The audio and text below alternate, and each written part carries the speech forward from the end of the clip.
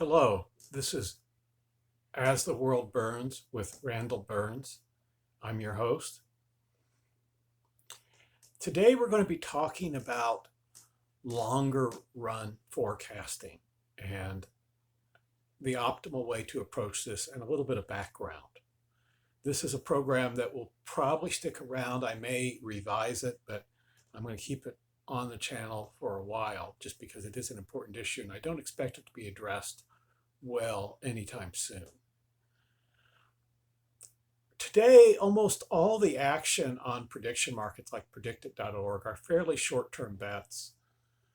4 years is a long bet. You, for example, have limited bets for the 2024 presidential elections right now on activitiy. Metaculus has more documented longer run predictions, but the action isn't there and the predictive track record is limited at this point. So how can we get more interest in longer run thinking and generate more predictive accuracy? Now, there's some inherent methodological problems here at this point. You look at the structure of prediction markets. Number one, you're betting in a fiat currency like dollars that's inflationary. Two, the house takes a share of winnings, which distorts odds. Three, the house keeps the float, which means that the fees are even more absurdly high. This is not a way to generate enthusiasm for longer term bets. It's just not going to happen. Okay, I really think these folks are shooting themselves in the groin on these issues, right? Now, there is an example of a site that's set up for longer term bets, and that was done by the Long Now Foundation, founded by Stuart Brand. Long Now does only 50-50 bets. You can post a bet there and somebody else can match it, and you designate a charity to receive your proceeds. And they do have some longer run bets that are taking place on that. There's problems there. There's no trading, there's no estimation of odds. I think they kind of got doctrinaire about that, so I don't expect them to change it. And it was a way for them to get something up rapidly, but it hasn't changed much. And I think the lack of evolution is a problem. Okay. I mean, the proceeds go to charity and the mutual fund, I think, were both good ideas. Now, I actually have a connection to Stuart Brand. Stuart Brand rose to prominence after he helped organize the Trips Festival in the early 60s, which hosted, among other things, the first Grateful Dead concert in San Francisco. It was a major event in the San Francisco counterculture.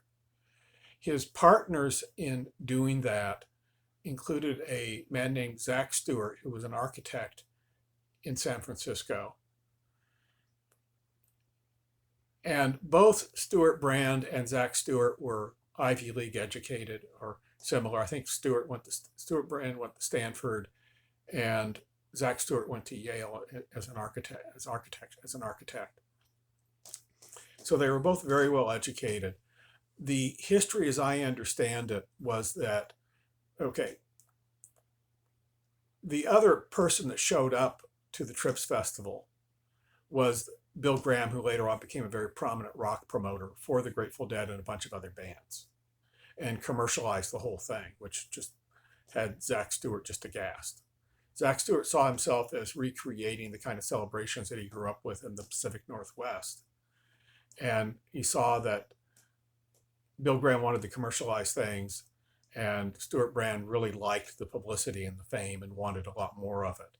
And I knew Zach as a very private person, and he said, whenever I get my name in the paper, whenever I do something to get my name in the paper, I think about whether I can do something else. He did not like that level of publicity. He did not like getting into the cover of Life magazine and things like that. And So, but literally, Zach Stewart was literally the one of the first two or three friends that I made when I moved to San Francisco in the early '80s. And we lost touch after a while, kind of drifted away. Part of the issue was a run-in he had between a business partner of mine in a piece of real estate. I brought him in as an architect to consult on it, and there was a bit of a run-in there. And then the other issue was that I'm a special needs parent, and my things just got really notably impinged on my time at a certain point, and I drifted away from a lot of people in that era. And I expect that Zach has now passed away, but Stewart is still very much alive. And if anybody sees this video, I would love to have it forwarded to Stewart Brand so that we can start the discussion on that. Now, when I look, okay, the closest thing we have to an operational long run prediction market is probably the syndicates in Lloyd's. And Lloyds of London is an insurance clearinghouse that dates from the late 1600s. And it's actually a linchpin in the global insurance industry at this point. A lot of aspects of Lloyd's operations are not legal in all countries, but all countries depend upon Lloyd's to function the way it does. Betting is legal in England. It's not legal in the United States, which is a much larger economy. And what that means is in a very practical sense, the U.S. depends on the British insurance industry for important guidance at various times. When it gets to things that are outside the routine, that's when Lloyd's gets involved. Now, there are American partners in Lloyd's. I've met them. For example, I worked for a software company that was doing software specifically oriented towards workers' comp insurance companies. And one of our partners, or one of our founders, was also a partners in Lloyd's. In fact, one of the reasons why he was motivated to do a tech startup was that as a partner in Lloyd's, all your assets are at risk. If you make a bad bet, you can lose everything. And that's the way it's structured. Now, in a good year, you can make a lot of money. You can do really, really well. And if you do bad, then it's a whole different story. Okay, but this is one of the cornerstones of the world economy and the world society that a lot of people are not quite aware of, that there are places where there's a lot of accountability, even if that doesn't seem like it. But the other feature of Lloyd's is they qualify bettors. Not just anybody can go in and start betting on syndicates in Lloyd's. And I think they do that as a means of stabilizing the situation and longer term things. They don't want market volatility and speculation like you have in a lot of US financial markets. And they don't want the short run thinking. They want to screen that out a bit. Or at least that's something, I think that's something that's evolved to make that institution function the way it does. Okay. So how do we generate something longer run in the prediction market and forecasting arena, something that has some teeth to it? Okay. And these things do take on a whole different meaning. I think that Metaculus has done something very heroic with what they've done. I really do. But these things take on a whole different dimension when there's real money behind it and real weight behind it. I'll tell you what it reminds me of a bit is the story of the golden calf in the Bible. And the golden calf was a bigger block of gold than anybody in that story had ever seen. And that really impressed people, and it really got to them at an emotional level somehow. And we still have things like this operating today. I mean, the biggest wad of gold is in the Federal Reserve Bank of New York. And there's something about being a major financial center where you have to do something like that. And I don't think people are going to take these things seriously until there's some real money behind it. And that might be done in Britain. Britain has different gambling laws than the US. Might be done through an institution like Lloyd's. But I think the other place, and it may be closer to what we have now, is a clearinghouse for directing nonprofit funding. That's something that could feasibly be done even in the US, as Long Now has shown.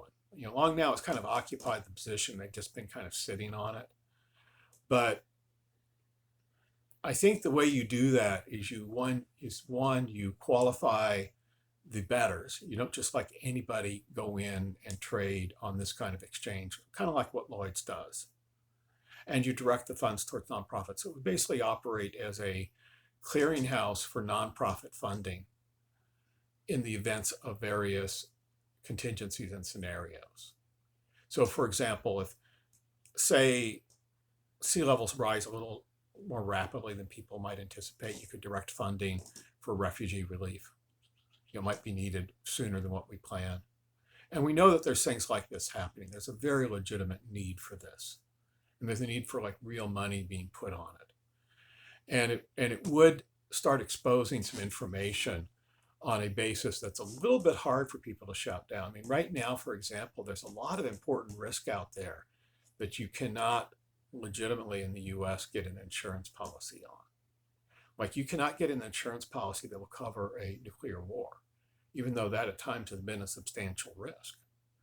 And I think that part of the reason why that's managed that way is for an attempt to avoid panics in financial markets. I think it's actually backfires in the long run.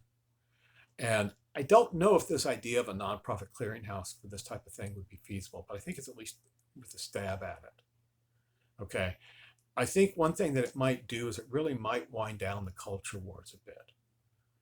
Like when we have things like climate change, I mean, having a real financial market with a substantial wad of money that's going to be delivered if sea levels rise a little faster than anticipated would say something.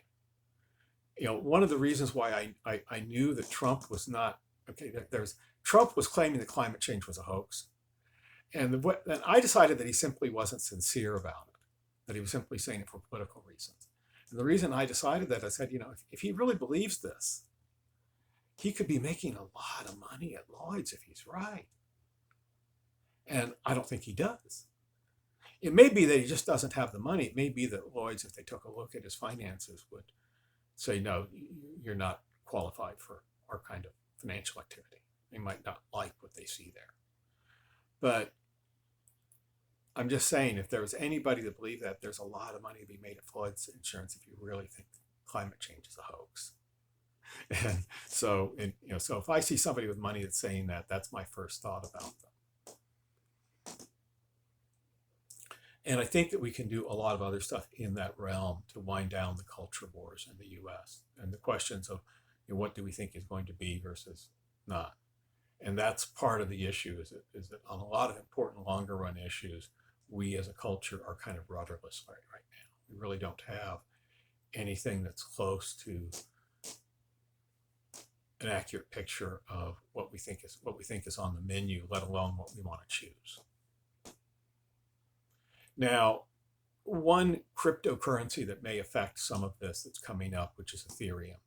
Ethereum has the capacity for contracts, which means that if you have a reliable data source to judge an event in the future, you can. And so that's going to open up the possibility for various types of insurance. But then that also takes the question in terms of long run thinking is what are the institutions that are capable of reliably passing judgment? I mean, one of the things that's really kind of shocking when you look at it, right? The oldest insurance company would be Lloyd's, which dates from the late 1600s. The oldest stock exchange is the Amsterdam Stock Exchange, which dates from the early 1600s. Oxford and Bologna date back around 900 years. There's some banks in continuous operation that are comparable to that. And then there are religious institutions that are older, but have also gone through some turmoil. There are some Islamic seminaries that have been around for 1,100 years. And then you have the Vatican, which has been around in various management, but you can argue that it's had times when it's undergone a reset of management at times. So, so that kind of brings in the question for really long run stuff, how do we gauge it? Now, one of the things about it is that, you can do things around the question of whether if they're continually updating something first. So if any of these institutions disappear, then their absence is an event that's important. And this might be part of the infrastructure here for generating really long run thinking. So, I think this is an important area, and I think that especially as we go through potentially disruptive technological change in several areas the next few decades, I think it's something that may become more important, right? Because there's really a potential for a wrong turns on substantial directions and accidents on a substantial directions. And I want to kind of spur some thinking in on this one.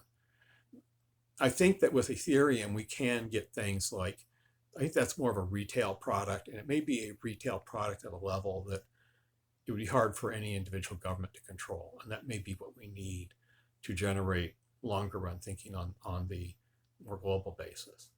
I'm thinking of this largely so that I individually can have better guidance for my personal decisions than what I have now. I found Metaculus and Predicted to be helpful. I think there's a lot of room for improvement.